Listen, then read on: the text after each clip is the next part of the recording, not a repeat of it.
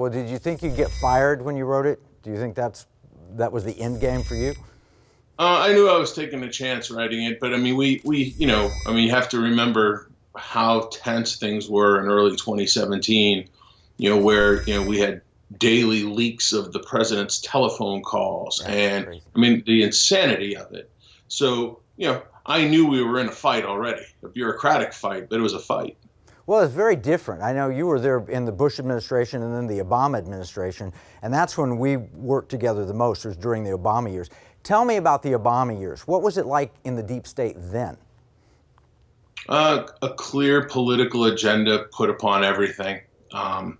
It was amazing seeing the levels to which the Obama administration would dig down into the bureaucracy.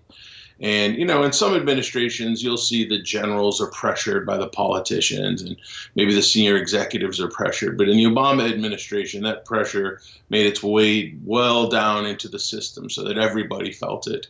And anyone who didn't comport with the party line knew that their career was going to be placed in jeopardy by these political appointees during those years. It was really kind of frightening, to be honest with you. It was profoundly un-American. Well, you saw the purge happen. You saw all these brilliant military officers being forced out because they didn't agree with political matters that had nothing to do with the military. Right, Kevin. It wasn't just that they didn't agree with political matters per se. It's that the political matters themselves became ideologically driven.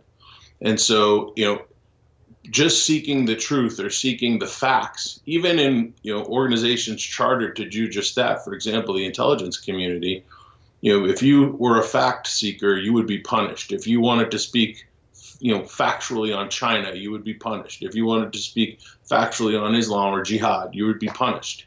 So what we're looking at is something very Orwellian.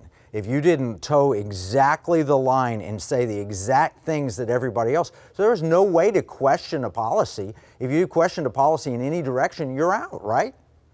It wasn't just questioning the policy. It was even thinking differently or prioritizing your daily schedule differently. I mean, it was, and everybody felt it. So what you saw happen was the organizations over time drifted, and and it took, I would say, probably a good 2 years before they really had their full control in place.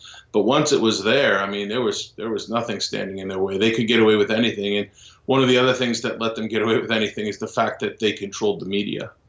And by controlling the media, there was no competing narrative to be heard. Yeah, well, and that's a real clear and present danger to our nation. And you wrote the memo to stand up against that because it continued into the Trump administration.